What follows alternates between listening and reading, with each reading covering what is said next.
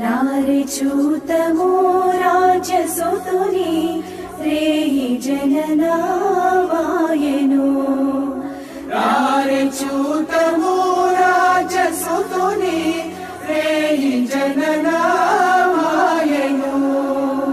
రారే చూతము రాజసుతుని రేయి జననామాయను.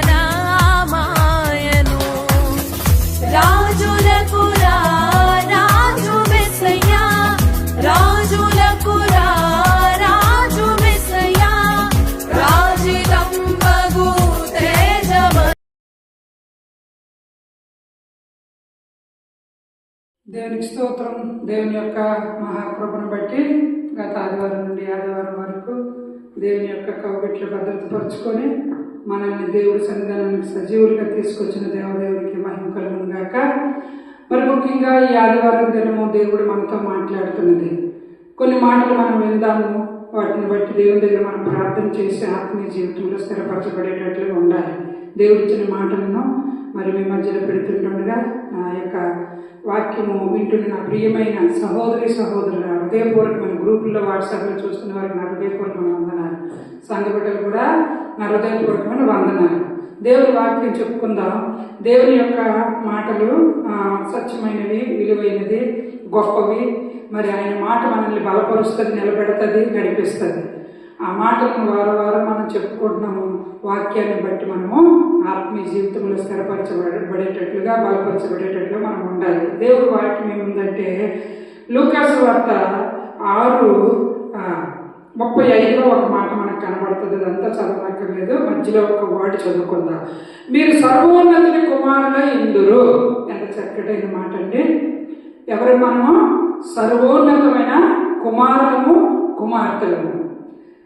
సర్వోన్నతమైన స్థలంలో దేవునికి మహిమ, భూమి మీద మనుషులకు ఆయనకి ఇష్టమైన జనులకు సమాధానం, సమాధానం, సమాధానం. దేవుడు సమాధానం కలిగిన వారిగా మనల్ని ఉంచిన దేవుడు ఎక్కడ సమాధానం ఉంటుందో అక్కడ దేవుడు ఉంటాడు. కాబట్టి ఆయనకి సర్వోన్నతమైన స్థలాల్లోని మహిమ, మహిమ, మహిమ, భూమి మీద ఆయనకి ఇష్టమైన మనుషుల మధ్యలో సమాధానం ఆయన కోరుకొని లోకానికి వచ్చిన దేవుడు. కాబట్టి ఈరోజు మనం ఎవరి కుమారులు, కుమార్తెలు అంటే నేను పలానా పెద్ద రెవరెండ్ డాక్టర్, పెద్ద నేను వారి కుమారులని చెప్పుకోవడం కాదు, కానీ ఆ రెవరెండ్ డాక్టర్లు, ఆ గొప్ప గొప్పటవన్నీ కూడా ఇక్కడే ఉంటాయి. కానీ సర్వోన్నతమైన కుమారులము, కుమార్తెలమని చెప్పుకున్నట్లో దేవుని యొక్క దీవెనలకు వారసులుగా మనం ఉంటాం. కాబట్టి ఈరోజు దేవుడు మనతో మాట్లాడుతుంది. మనం ఎవరిని? మీరు సర్వోన్నతిని కుమారులై ఉందురు. మనం సర్వోన్నతిని కుమారులుగా ఉండాలంటే మనం ఏది కలిగి ఉండాలో ఒక 3 మాటలు మనం చూద్దాం. మొట్టమొదటిగా దేవుని ఆత్మ చేత నడిపించబడిన వారిగా మనం ఉండాలి. దేవుని ఆత్మ చేత నడిపించబడిన వారు ఎవరు? సర్వోన్నతమైన కుమార్తెలు, కుమారులు అయితేనే ఆయన ఆత్మతోటి నడిపించబడిన వారిగా ఉంటారు. అంతేకాదు మరి రెండవదిగా దేవుని ఆత్మ చేత మొరపెట్టే వారిగా మనం ఉండాలి.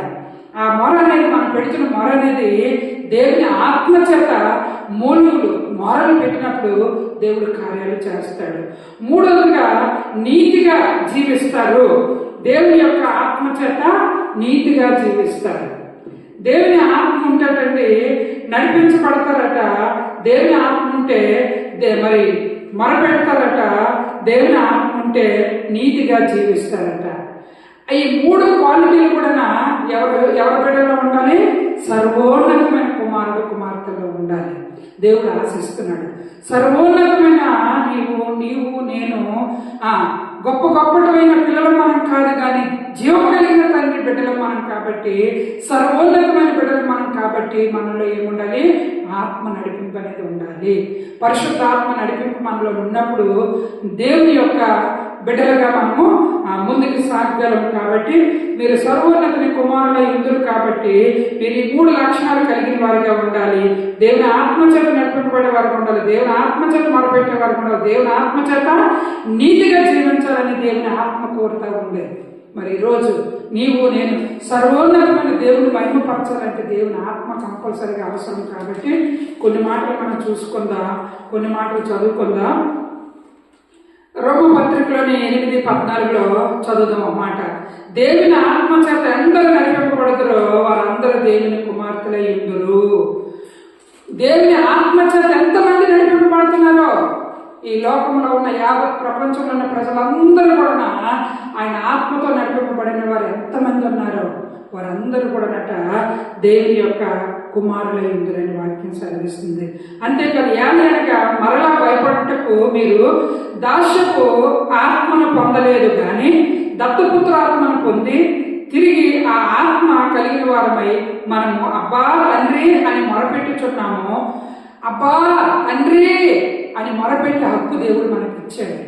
మనము ఏమంటే దేవుని యొక్క ఆత్మను పొందుకున్న మనము ఏలయంగా మరలా భయపడటకు మీరు దాస్యపు ఆత్మను పొందలేదు కానీ, అంటే దాస్యపు ఆత్మను మనం పొందుకోలేదు కానీ మనం ఏంటంటే కొద్ది కొద్దిగా ఉండి వెళ్ళిపోయిన ఆత్మను మనం పొందుకోలేదు.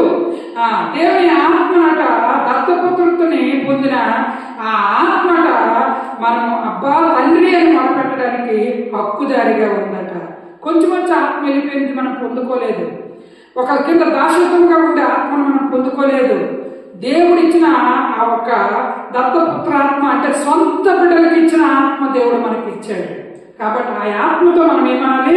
అబ్బా తండ్రి అని మొదలుపెట్టుచున్నాము. మనం దేవుని పిల్లలను ఆత్మ తానే మన ఆత్మతో కూడా సాక్ష్యం ఇచ్చుచున్నాడు. నిజమే, ఆత్మ, దేవుని ఆత్మ, తండ్రి యొక్క ఆత్మ నీలో, నీ ఆత్మలో కలిపి ఉన్నదని సాక్ష్యం ఇచ్చుచున్న మాట మనం చదువుతున్నాం ఈరోజు. నువ్వు కొద్దిగా వచ్చి వెళ్ళిపోయిన ఆత్మ కాదు, లేకపోతే అప్పుడు వచ్చిన దాసత్వం కలిగిన ఆత్మ కాదు, దత్తపుత్ర ఆత్మ, హక్కిచ్చిన ఆత్మతో నీవు నేను దేవుని పట్ల నడుచుకోవాలి. ఎందుకంటే మీరు సర్వోన్నతమైన కుమారులు అన్నారు కదా. సర్వోన్నతమైన కుమారులమైన మనకు కొంచెం ఇచ్చి కొంచెం అనుకుంటుండే దేవుడు కాదు కదా. అందుకే స్వతంత్రం కలిగిన ఆత్మ నీలో నాలో దేవుడు పెట్టాడు, ఆత్మతో నడిపిస్తున్నాడు. నీవు నేను ఆత్మను పొందుకుని అబ్బా తండ్రి మై గాడ్ అని పిలవడానికి హక్కు దేవుడు ఇచ్చాడు. ఆ హక్కు ద్వారా నీవు దేవుని ఆత్మ ద్వారా నడిపింపబడిన వాడిగా ఉండాలని దేవుని ఆత్మ మరి ఆశిస్తుంది. మొట్టమొదటిగా మనం చదువుకున్న దాంట్లో ఏముందండి? దేవుని ఆత్మ ద్వారా నడిపింపు. ఈ మాట దేవుని ఆత్మ ద్వారా నడిపించేది. రెండోదిగా దేవుని ఆత్మ ద్వారా మరొకపక్షం చూసుకుందాం. గలతీ పత్రిక 4:6 మరియు మీరు కుమారులై ఉన్నందున నాయన తండ్రి అని మొదలుపెట్టి తన కుమారుని ఆత్మను దేవుడు మన హృదయములకి పంపెను. కాబట్టి నీవిక దాసుడు కావు, కుమారుడివే. కుమారుడైతే దేవుని ద్వారా వారసుడవు. ఆ కాలమందు మీరు దేవుని ఎరుగుని వారి నిజమునకు దేవుడు కాని వారికి దాసులై ఉంటుంది. కానీ ఇప్పుడు మీరు దేవుడిని ఎరిగిన వారును మరి విశేషముగా దేవుని చేత ఎరుగుబడిన వారనై ఉన్నారు. కనుక బలహీనమైనవి, నిష్ప్రయోజనమైనవి మూలపాఠములు తట్టు మరలా తిరుగునేల మునుపటి ఇవ్వలే మరలా వాటికి దాసులై ఉండగోరినేలా. చూడండి, మనం ఎవరిని దేవుళ్ళు అనుకొని వాటి పట్ల మనము జీవించిన కాలాలు అయిపోయి ఆ రోజుల్లో ఎవరు దేవుడు, ఎవరు నిజమైన దేవుడిని తెలుసుకొని మన తండ్రి చేయి పట్టుకొని మనం ముందుకు వచ్చాం. అయితే ఇప్పుడు మీరు నిజమైన దేవుని యొక్క దాసులుగా బ్రతుకుతున్నారు, మీరు ఆయనకు బిడ్డలుగా బ్రతుకుతున్నారు. అయితే మీరు చదివిన దాంట్లో ఏముందంటే మీరు ఎవరికో దాసులు కాదు, మునుపు చేసిన దేవుడు అనుకున్న మీరు వాటికి దాసులుగా బ్రతికారు. కానీ ఇప్పుడు అది కాదు, మీరు మీ దాసుల బ్రతుకు, మీ జీవితము మీ దేవుని కొరకు మీరు బ్రతికే వారిగా ఉండాలని దేవుడు వాక్యం సెలవిస్తుంది. ఇప్పుడు మీరు దేవుడిని ఎరిగిన వారు, మనం దేవుణ్ణి ఎరిగిన వారు. అప్పుడు ఎరగలేదు, అప్పుడు వేరే వాటిని మనము ఆశ్రయించాం, కానీ ఇప్పుడు మనము దేవుణ్ణి ఎరిగిన వారు. కాబట్టి ఇప్పుడు మీరు దేవుని ఎరిగిన వారు, మరి విశేషంగా దేవుని చేత ఎరగబడిన వారై ఉన్నారు.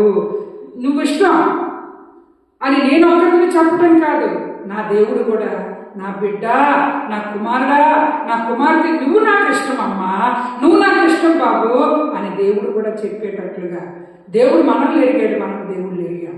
ఇతని ముందు మనం ఎరగలేదు, ఇప్పుడు మనం ఎరిగిన వారిగా అయ్యాము దేవుణ్ణి.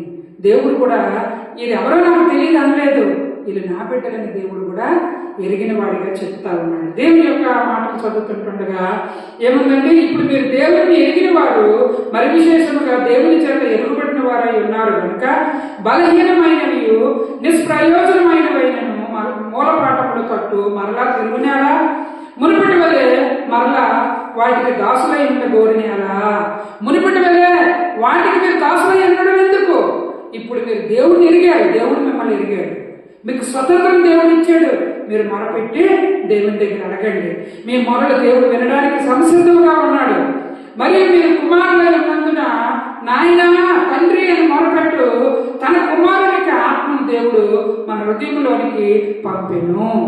మన తండ్రి, నాయన, అబ్బా, తండ్రి అని మనం మొరపెడితే దేవుని ఆత్మ మన హృదయంలోనికి పంపును అని వాక్యం సెలవిస్తుంది.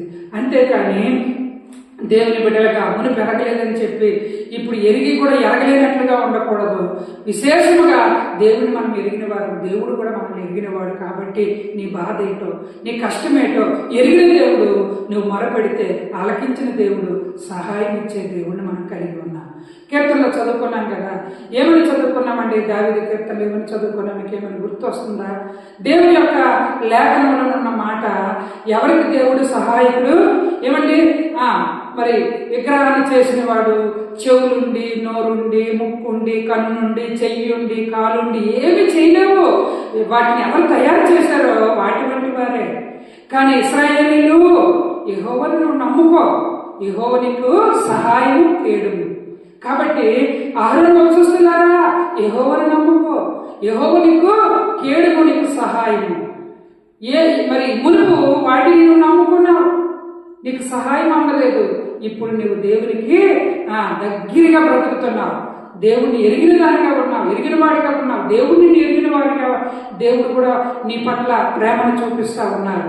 కాబట్టి నీవు నేను దేవుని సంకల్పంలో, దేవుని దృష్టిలో ఉన్నవారు మనము, దేవుని పిల్లలము, దేవుని బిడ్డలము, సర్వోన్నతమైన కుమారులము, కుమార్తెలము. కాబట్టి ఆత్మచేత మనం నడిపింపబడాలి, ఆత్మచేత మనం మొరపెట్టాలి. దేవుడు అబ్బా, తండ్రి అని మొరపెడితే దేవుడు ఆలకించేవాడు, కార్యాలు చేసేవాడిని మనం కలిగి ఉన్నాము. ఒకప్పుడు నువ్వు ఎరగలేదు, ఇప్పుడు ఎరిగావు. కాబట్టి నీవు దేవునికి సమీపంగా ఉండి నువ్వు మొరపెట్టినప్పుడు చదువుకున్న దాంట్లో ఉందేమండి, ఎరుగుబడిన వాడవై ఉన్నారు కనుక బలహీనమైనవి నిష్ప్రయోజనమైనవైనను మూలపాఠములతో మరల తిరుగునేలా. ఎక్కడ ఏదన్నా బలహీనత, నిష్ప్రయోజనం వాటికి మరలా మీరు ఎందుకు తిరుగుతున్నారు? మీరు తిరగనక్కర్లేదు. మునుపటి వలె మరలా వాటికి దాసులై ఉండకూడనేలా. మునుపటి దానికి మీరు దాసులు అయ్యారు, దేనికి ఉపయోగం లేదు దానికి. ఇప్పుడు మీరు దేవునికి దాసులుగా, దేవుని బిడ్డలుగా దేవుడు చేసుకున్నాడు. నిన్ను ఎరిగిన వాడిగా దేవుడు చేసుకున్నాడు. నీవు దేవుని ఎరిగినట్లుగా, దేవుడిని ఎరిగినట్లుగా దేవుడు చేసుకున్నాడు. కాబట్టి మరలను దాశత్వంలోకి ఆ కాడి క్రిందకి వెళ్ళవలసిన అవసరము లేదు అని దేవుడు సెలవిస్తున్నాడు. అంతేకాదు గలతీ 3:24 మాట ఉంది, మనం ముగించుకుందాం. ఏమని చదువుకుందామండి? 3వ మాట, మొట్టమొదటిది ఏం చదువుకున్నామంటే, దేవునికి మనము మరి ప్రార్థించినప్పుడు, దేవుని దగ్గర మనము అడిగినప్పుడు దేవుని ఆత్మతో మనల్ని నింపుతారు. దేవుని ఆత్మతో నడిపింపబడడం మొదటిది. రెండవది దేవుని ఆత్మతో మొరపెట్టడం. మూడవది దేవుని యొక్క నీతి, దేవుని యొక్క ఆత్మ ద్వారా నీతి మార్గంలో నడిచేది. ఒక మాట చదువుకొని ముగించుకుందాం. గలతీ పత్రిక 3:24. కాబట్టి మనం విశ్వాసములను నీతిమంతులమని తీర్చబడినట్లు క్రీస్తునొద్దకు మనలను నడిపించుటకు ధర్మశాస్త్రమునకు బాలశిక్షకుడు ఆయను. అయితే విశ్వాసము వెల్లడాయను గనుక ఇక బాలశిక్షకు కింద ఉండము. యేసుక్రీస్తునందు మీరు అందరూ విశ్వాసం వలన దేవుని కుమారులై ఉన్నారు. క్రీస్తులోకి బాప్తిసం పొందిన మీరందరూ క్రీస్తును ధరించుకొని ఉన్నారు. ఎవరిని మనం ధరించుకున్నామండి? క్రీస్తుని మనం ధరించుకుని ఉన్నాం. కాబట్టి మనం విశ్వాసమున మూలమున నీతిమంతులమని తీర్చబడేటట్లు క్రీస్తు నందుకు మనలను నడిపించుటకు ధర్మశాస్త్రము నడిపించింది. క్రీస్తులోనికి మనం వెళ్ళటానికి ధర్మశాస్త్రం నడిపించింది. అంతేకాదు నీతిమంతులుగా మనల్ని ఒక విశ్వాసమును బట్టి నీతిమంతులుగా తీర్చబడ్డాం. మనం చదువుకున్న దాంట్లో ఏముందండి? దేవుని ఆత్మ నీతిమంతులుగా నడిపిస్తుందట.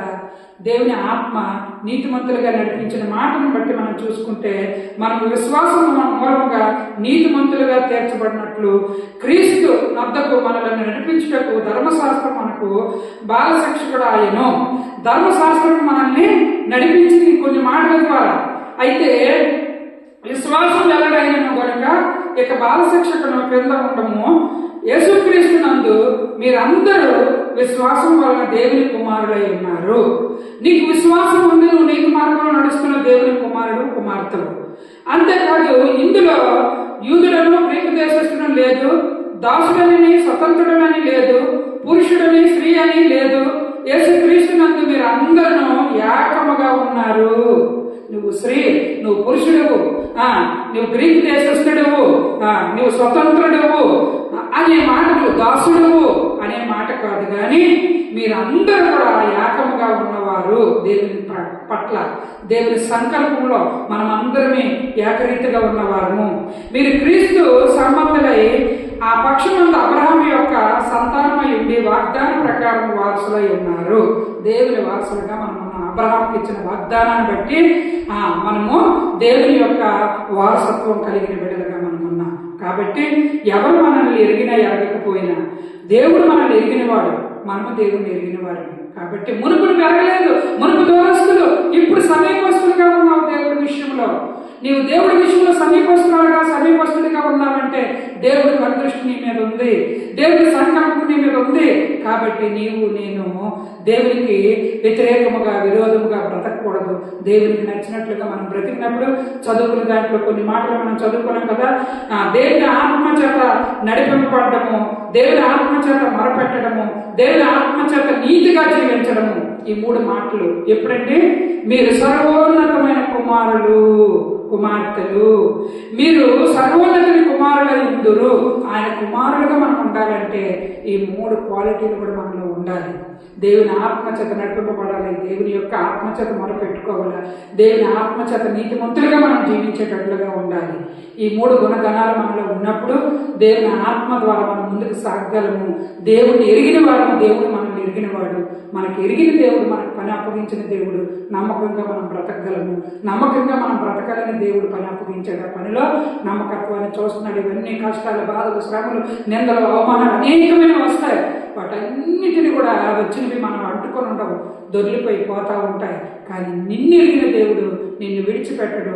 ఎప్పుడు కూడా నువ్వు దేవుణ్ణి ఎరిగిన వారిగా ఉండి దేవుని యొక్క చేతి క్రింద, బలిష్టమైన ఆయన చేతి క్రింద అణిగి మనం ఉన్నప్పుడు దేవుడు ఒక దినం వస్తుంది, ఇచ్చే కాలంలో హెచ్చించిన కాలం వస్తుంది. అప్పుడు దేవుడు మనల్ని హెచ్చిస్తాడు. అంతవరకు ఆయన హస్తాల క్రింద, తన స్వహస్తాల క్రింద మనం అణిగిన వారిగా ఉన్నప్పుడు దేవుని యొక్క దినం నాడు దేవుడు మనకి ముందుకు నడిపిస్తాడు. అంతవరకు ఓర్పు కలిగిన వారిగా మనం ఉండాలి. ఈ 3 గుణగణాలు కలిగిన వారిగా ఉండాలి. అంతేకాదు మీరు సర్వోన్నతమైన కుమారులై ఉందురు. ఆయన సర్వోన్నతమైన కుమారులుగా మనం ఉన్నప్పుడు ఈ 3 క్వాలిటీలు మనలో ఉన్నప్పుడు దేవుణ్ణి మనం మహింపరిచే వారిగా ఉంటాము. ఆత్మ నడిపిస్తుంది. ఏ కష్టములు కూడా ఏది కూడా ఎంత మాత్రం కూడా ఏం చేయలేదు. దేవుని ఆత్మ నడిపింపగా ఉంటుంది. కాబట్టి ధైర్యం కలిగి మనము ముందుకు సాగాలి.